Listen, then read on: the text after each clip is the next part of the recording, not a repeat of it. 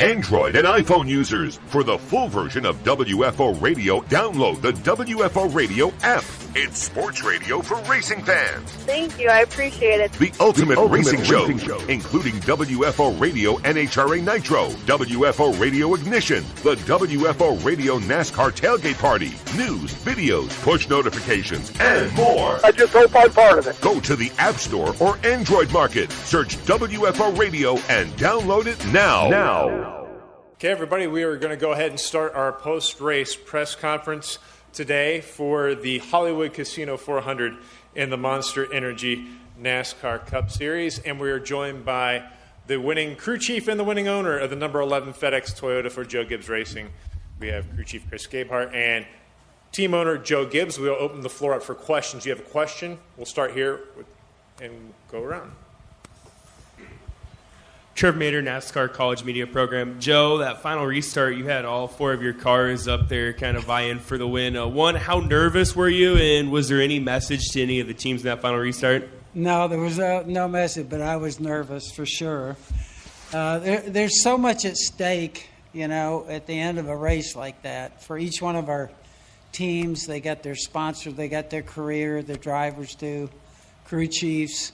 And there's so much at stake. I get the most nervous when we have two of our cars up there or three of our cars up there. Big day for us. Really appreciate everything. Kyle fought back from some stuff. Eric was really good all day. I thought we had a chance maybe with him. And then Martin was up there for a while. Denny was real strong all day. And Chris has done a great job with Denny. They've really paired up. And you can tell they have a lot of confidence. Denny on those restarts and everything tonight, he was on 2 tires. Some of the guys were on 4. Big deal. And I think right now he's got a lot of confidence. And one other thing, I get emotional when I see the car because it has JD's name, over the door with Denny. That means so much to us and my family. I called everybody. I called Melissa, JD's wife, the boys. And it's a big deal for us emotionally. And so I just thank the Lord for a great day for us. Sterling Siemens with KCOU. Joe, your team has been really dominant this season, up there with the likes of Hendrick Motorsports back in 2007.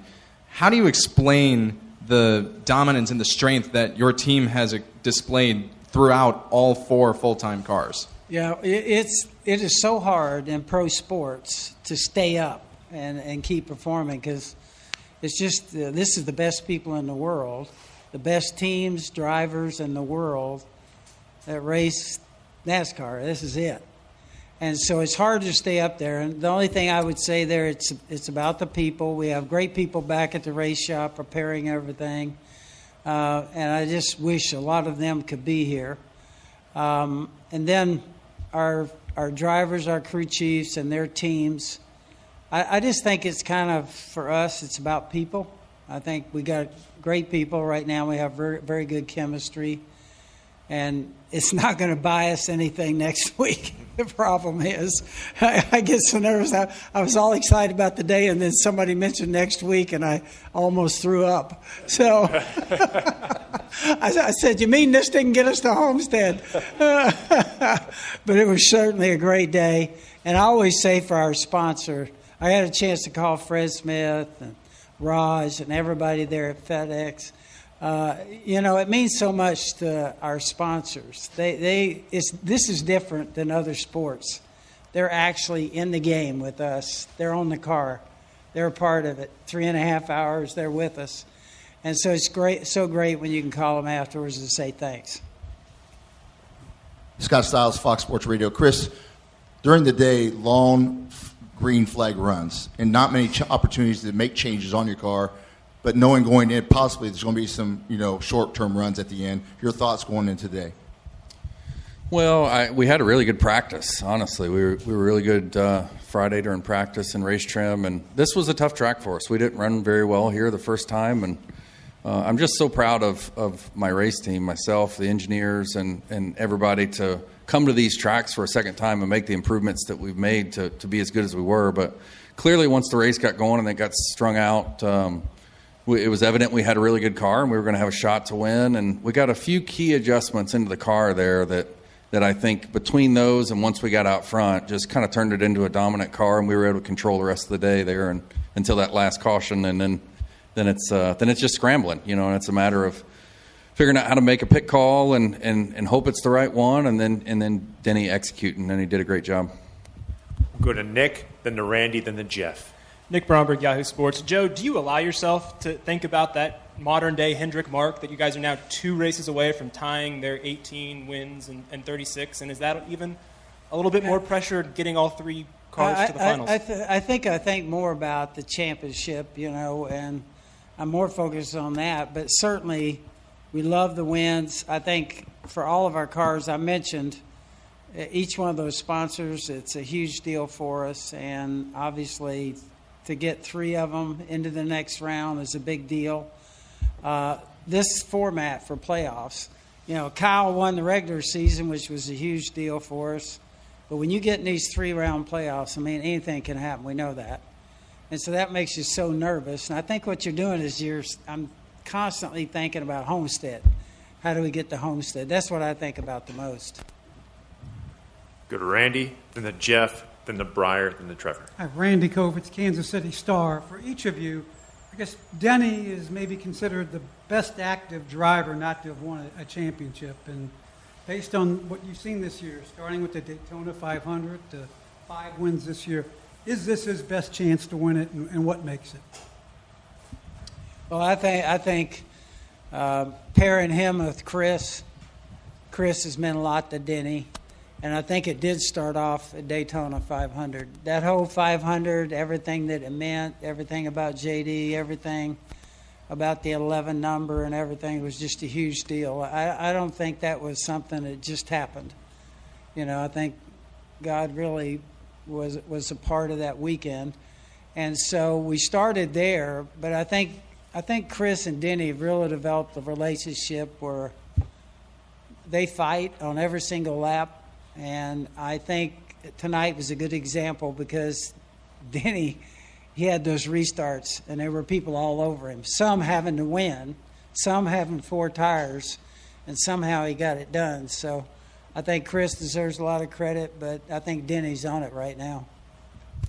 Yeah, I would echo that. I just think, clearly he's shown the ability throughout his career to elevate. And I think that's the difference between a good driver and a great driver, just like any athlete, is the ability to elevate when the pressure's on, and clearly he's shown the ability throughout his career, but now he has the experience of the good days and the bad days and the good years and the bad years, and he's just on it right now. This race team shows up to win every week, and we're disappointed if we don't, quite frankly. And I think that's the key. I don't think it's about Homestead for us. It's about getting us to Homestead. And then at that point, the mentality will carry us through the race, or it won't. But it's the same mentality we go to the racetrack with every week. Jeff Gluck from The Athletic for Chris over here. Obviously this is a really strong group of 8 drivers that are left, and you have almost half of them, or your organization has almost half of them. Where do you feel like you guys stack up in that group? Because I know you guys have had your waves over the course of the season. You haven't always been where you wanted to be. Sometimes maybe you are, after leaving here today. You feel confident enough to feel like you're going to have all 3 of them by the time you get to Homestead? You mean all 3 of them in the race at Homestead? Yeah, that's so hard to say. Certainly, without question, the organization has the potential to get there. I think we've more than proven that this year. But you're talking about a 3-race series to get there, and these race cars have a million moving parts on them, most of which we try to control, but some of which we can't. And then you have another 38 race cars out there that have a million moving parts on them, most of which you can't control. You can't control any of those, right? When Blaney had his issue and brought the caution out, so a lot of circumstances determine whether or not you're going to get to Homestead as a race team or an organization, but clearly we have shown the ability to be the favorites, I think. And it's just a matter of executing, and with a little bit of luck, these next 3, and I think we got a great shot at it. Go next to Bob, then to Nate, and we'll come up to Brian. Bob Pockers, Fox Sports. I have one for each of you. Chris, you say it's just a matter of executing. So what goes into that? Well, I mean, again, the stuff we can control, it's just those million little moving parts that we're talking about. Those are easy, right? But, it's just staying focused. For us, we've made it, the 11 team, I feel like we've made it in a lot of ways through the hard part. We're now really to the round where is a real sweet spot for Denny. If you look at Martinsville and Texas and Phoenix, they're excellent racetracks for him. And I couldn't be more excited about getting to Martinsville with the effort that this race team and this organization's put into those cars there. And Denny's excellent there. So really, for execution-wise, it's just doing what we've been doing. I feel like we've worked hard all year to build a process and a procedure that clearly is good enough on any given Sunday to get it done. So we really don't have to change anything. We just got to keep doing what we've been doing. And for Coach, are you worried about Kyle? I mean, yes, he was third today, but he hasn't had the best playoffs in the world. No, I think what you see in I think the top drivers is you can kind of go through a little bit of a slump. I mean, I call him on the phone. He goes, he's got a great sense of humor at night when I call him. He goes, when are you going to give me the good car? And stuff like that. But, yeah, third doesn't get it for him, I'm afraid. But I think his competitive spirit and everything, I think he's made a lot out of what happened today. And so we're excited about that. I want to say that for all of our partners, Toyota is a big part of what we do. It's just a huge deal. Their partnership and the fact they're right there with us battling every single week. It's a huge deal to have all of our partners, and particularly Toyota, with us. So big deal for all of us, and our driver's pretty good too. Big deal here for Denny. Walk us through your victory today, Denny. Yeah, just really a dominant car the second half of the race. When we were able to take the lead from Martin there, I knew that is obviously very strong, and once we got out front, I could really give what I felt like was the right information as far as what my car was doing to Chris, and then he made adjustments as the race went on, and so we got better. Held off a charge there from the 18. I felt like, when I needed to get a lap to keep my distance, I could go out there and get it, but didn't make unnecessary change risk of putting my car in bad spots. So I thought, the strength of us really was being able to move around the racetrack and run, close to the same lap time no matter what lane we were in, and that kind of allowed me to get through traffic the way we did, and then obviously hold those guys off at the end. Nate Ryan, NBC Sports. This is for Denny and Chris. So the last two restarts, the top four was Denny, Kyle, Eric, and Chase. When you have that situation where you're up there with two of your teammates and can kind of control those front two rows, how much coordination is there among drivers? How much coordination was there? And I guess how much can there be to ensure that a Gibbs car wins? Yeah, I mean, there's no guarantees at all. I mean, you just hope, from my standpoint, that the person that's behind you gives you a push. I think that all the drivers are smart enough now to know that, like, the power is in numbers. When you start, pushing down the front stretch and through the corner, that line will go. And there was one that was really crucial for Kyle and myself, where he pushed me all the way into turn one. If he dips out and takes us three wide one way or another, our lane is dead and the whole outside line just freight trains right by us all. So I think it's just you had a bunch of experience right there of guys that kind of knew what they were doing. And then at the end, I was definitely worried about Chase, sticking us three wide, but I was able to time the restart to where once I took off, he gave me a shot. It wasn't a push; it was a shot that sent me out where he couldn't really do anything at all anyway. So it was just a good time to restarts there at the end. Is there any coordination for you, Chris, with Chris? I mean, obviously we have communication with one another, and we do talk back and forth a little bit.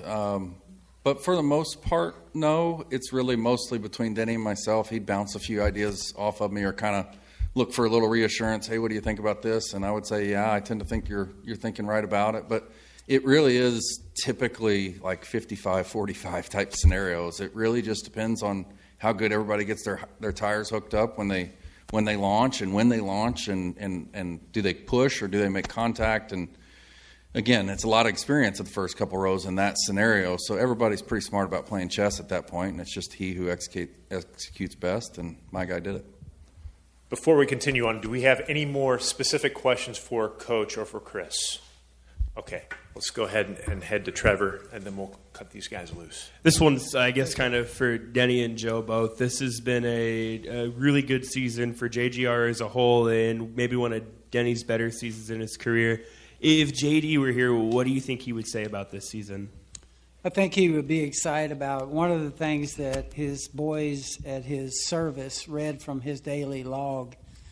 And one of them read something like, worst day of my life, we had a horrible day at Pocono. And everybody laughed because, the seriousness of everything with JD and at the end. But I think he'd be thrilled. JD, the thing about JD, which everybody here knows, he spent his entire, occupational life. He was there from the first nut and bolt when he first got out of school, and he was there until he went to be with the Lord. So, huge deal for us. Coy and myself, we're trying to fill in for JD. Coy sacrificed and moved over from his kind of dream working with motocross and everything. So our family, and we got grandkids coming now, they're all excited, and I was talking to one of them about coaching. He goes, I don't want to coach. I said, what do you want to do? He goes, I want to do what my dad did. He wants to be there and work in JD's office. So we're excited about that in the future coming for us. Thanks for asking. Well, Coach and Chris, we will let you go, and congratulations on your win. We'll continue on here with Denny. We will go next to Breyer. Breyer Star with Speedway Media. Denny, this is your 5th win of the season. What does that say about your team and how good you have been this year? What's been clicking for you so well lately? Everything, really. Everything's good. The cars are fast. We're executing well. I feel like I'm giving the right information to the crew chief to let him make the adjustments he needs to make it faster. I thought practice was really a telling sign for us that every time we came into the pits to work on it, when it came out, it was better. And so we really did a good job of making our car better through the weekend.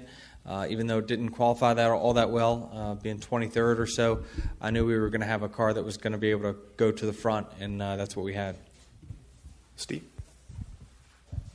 Conley, PRN. Denny, that situation with the white flag, you're coming to the white flag. Did you know you were short, or were you a little bit surprised when NASCAR said we're going to go back green? No, I knew it was really close, and I knew that they had the technology to figure out if it was good or not. So I knew it was really close, but I definitely didn't want to see it happen, knowing that we had just held off those guys. We were in good position coming to the white right there with the guys behind us, and of course, everyone behind us and around us had 4 tires, and so we were at a little tire deficit there, but my car handled good enough, and we made the right adjustments that made it able to hold it wide open there the last few laps and do what I had to do to win. Follow-up to that, on that restart, you had 300 cars lined up on the inside. What was the decision on your position to start from inside or outside? Yeah, I'd had so much success from starting from the inside earlier that day that I just was committed to it. I wasn't comfortable taking the top, being unknown of whether my car was going to accelerate correctly or not. Also, with that is you have kind of the white line up until the start-finish line to be your security blanket of someone dipping low. So I was just able to time it to where when I gave him the signal to go, as soon as he hit me, I took off and it lunged me out there enough to clear those guys. And with them racing side by side, that was key for me. Sterling Siemens with KCOU. Denny, this is statistically one of your best seasons of your career. And as it gets later and later into the playoffs, you've had experiences, you have experience in the playoffs as it gets down towards the end of the season.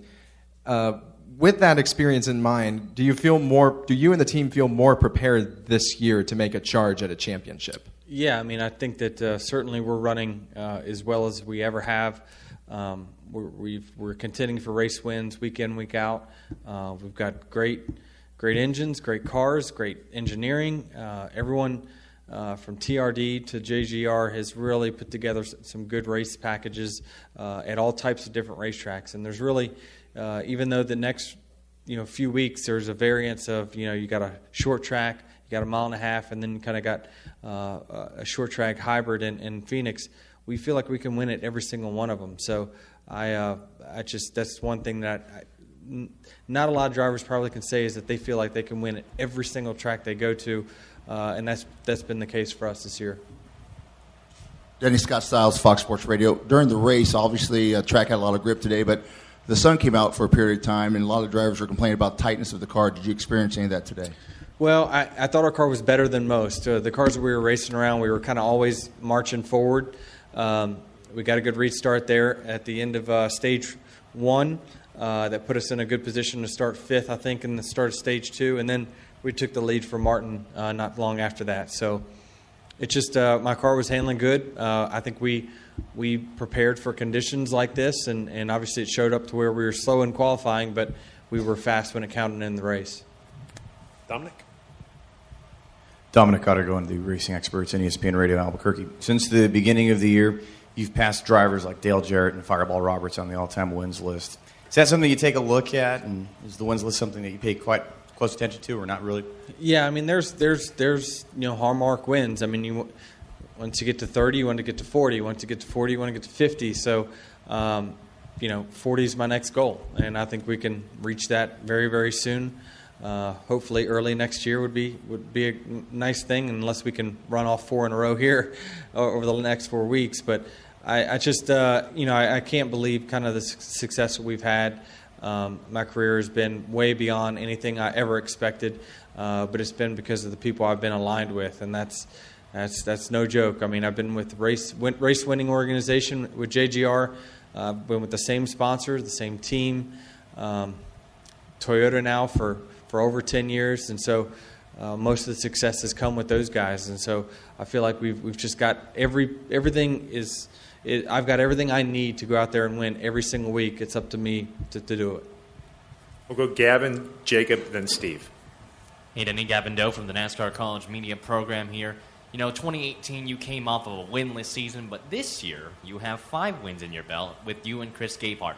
How strong has that bond been with Chris Gabehart this year? It's been a game changer. I mean, he prepares differently. He does a lot of things that he asks a lot of the right questions, and questions that I don't necessarily think of when we're debriefing between practices or even during a race.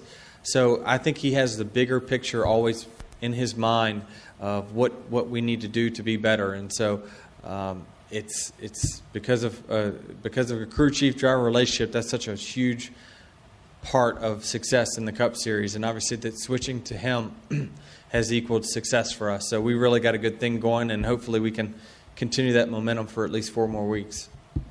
Jacob Blair, NASCAR College Media Program. On those late restarts, how much information are you given about the drivers behind you's point situation? Chase was in a tight battle there.